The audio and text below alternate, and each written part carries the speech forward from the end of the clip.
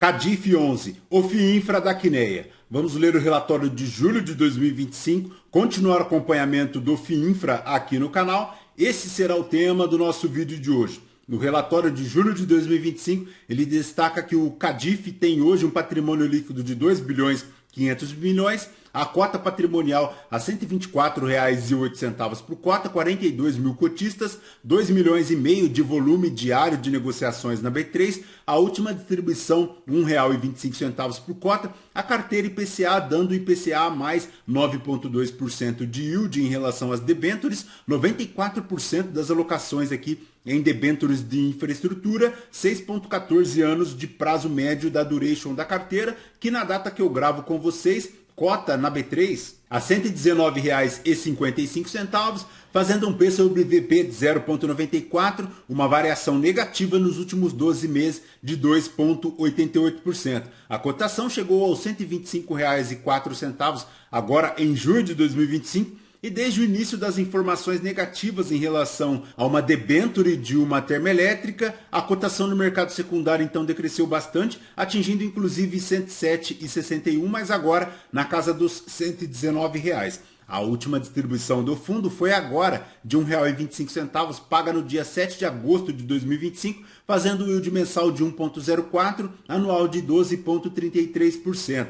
Se o cotista tivesse investido R$ 1.000 há 2 anos em Cadif 11, teria hoje R$ 1.103,20, já considerando o reinvestimento dos dividendos. A rentabilidade do Cadif 11 é ponto de atenção porque ele consegue superar em pequena medida o IPCA e o IFIX, mas não supera o CDI, retornando no período 10,32, enquanto o CDI retornou 24,7, o IPCA 9,71 e o IFIX 6,9%, então ponto de atenção porque a rentabilidade vinha se recuperando e agora com o início das notícias negativas ela voltou novamente a se aproximar das linhas do IPCA e do IFIX, então ponto de atenção. Mas, voltando aqui para o relatório, a gestão comenta que, inclusive, no mês o fundo rendeu negativo de 1,16%, enquanto o benchmark IMAB rendeu negativo também de 0,79% e o spread no mês fechou de 1,25% acima do IMAB em relação à sua cota patrimonial. A gestão destaca aqui que o risco de crédito da carteira é baixo e diversificado,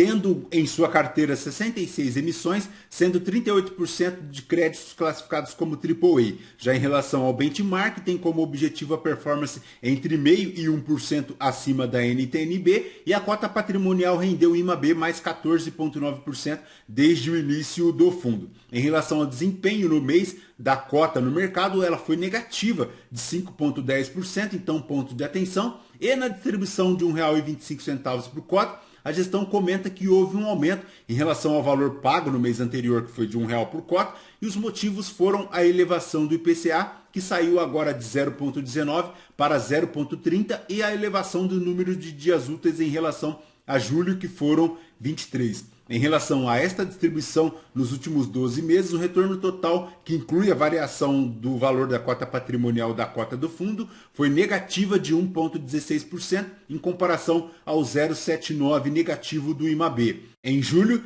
e de 4,93% positivo em comparação aos 4,29% do IMAB nos últimos 12 meses. A cota do Cadif 11 terminou o mês negociada com um deságio de 3,27%, comparado à cota patrimonial de R$ 124,08, e em relação ao IPCA da carteira, ela retorna aí o esperado de IPCA mais 7,5% ao ano, que considera o valor da cota patrimonial. A carteira de debêntures do fundo tem um retorno esperado, chamada de taxa de carrego. A cota do Cadif terminou o mês negociada com deságio de 3,27% na B3, na casa dos R$ 120, levando em conta que o dividendo distribuído foi de R$ 1,25 contra R$ 124,08 em relação à sua cota patrimonial, indicando que o retorno esperado do fundo líquido de despesas e imposto de renda é de IPCA mais 7,5% ao ano, o que considera já a cota patrimonial.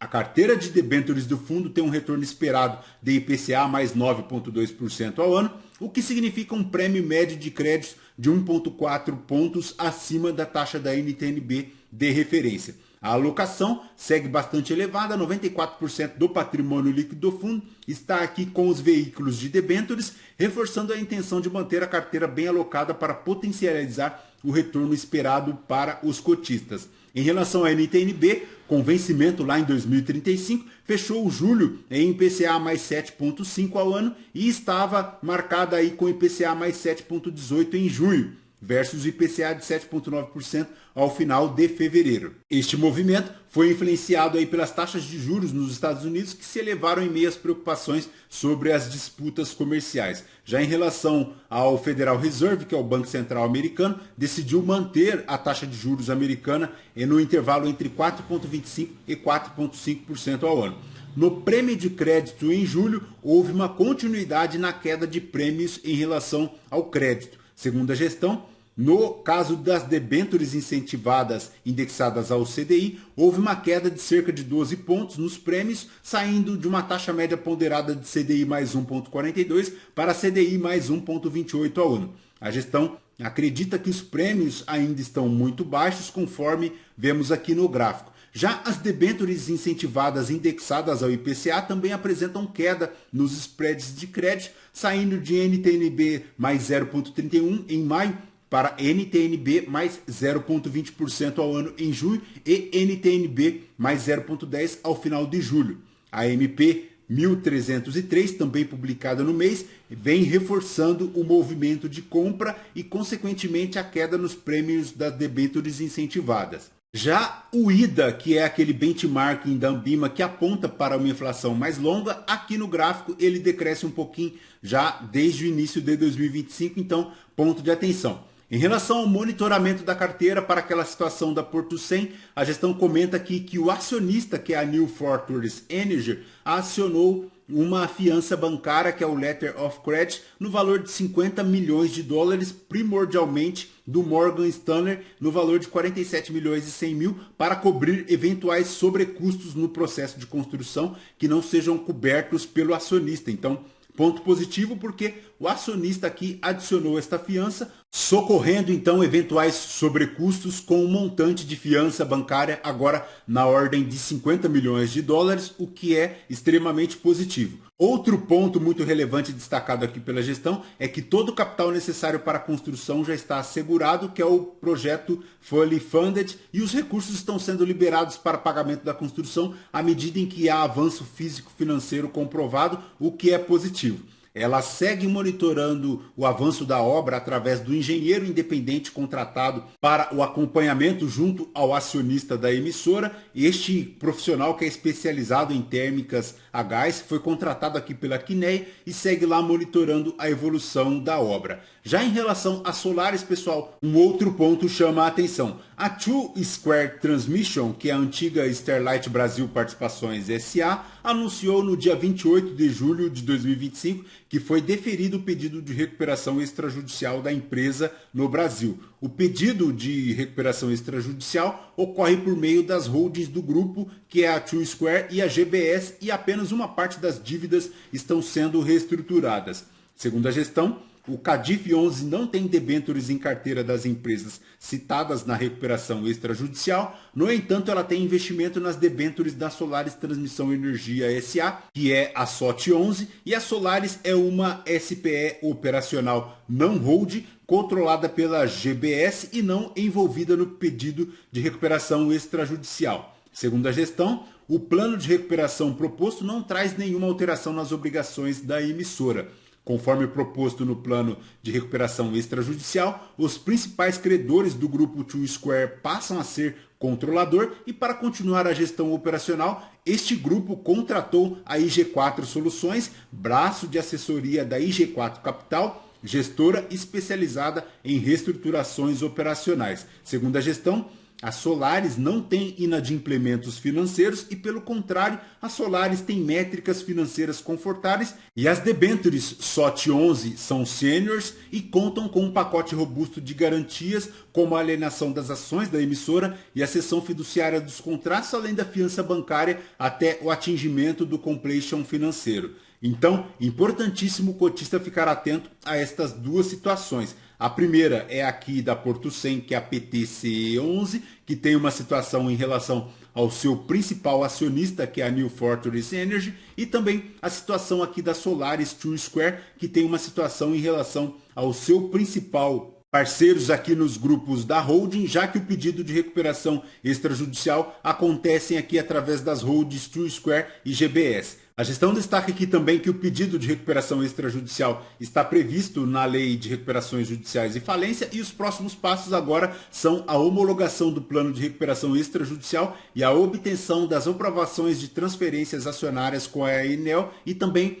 com o CAD, além dos credores envolvidos. Então, ponto de extrema atenção. Em julho, não houve investimentos em novas debêntures e tem a previsão aí de desembolso de uma nova operação de cerca de 350 milhões para ocorrer até setembro de 2025, então ponto de extrema atenção. Lembrando que o retorno acumulado da cota mercado chega agora a 121,9%, enquanto o retorno da cota patrimonial 131,5%, enquanto a taxa DI retornando 94,5% e o acumulado do IMAB 101,5%. Lembrando que no mês também o retorno foi negativo aqui da cota mercado, 5,10%, ponto de extrema atenção. O patrimonial também decresceu 1,16%, enquanto o IMAB retornou negativo também de 0,79%. Em relação à carteira aqui do fundo, 2 bilhões 379 milhões, 94% ficam para as debêntures, a uma taxa de IPCA mais 9,22%, na duration de 5,57%, 141 milhões, 6% da carteira aqui do fundo em títulos públicos. A maior exposição segue aqui a Porto 100, 6% do patrimônio líquido do fundo, a operação que conta com um montante de 151 milhões, a uma taxa de IPCA mais 9,15%, 5,97 a duration média, o crédito classificado como a mais 16% de toda a participação de toda a Quineia, então ponto de extrema atenção. Em relação a Ventos de São Clemente, tinha ocorrido aquele acidente, não há aqui nenhuma outra menção em relação aos próximos passos, ao que aconteceu em relação àquele emissor de debênture, então ponto de extrema atenção.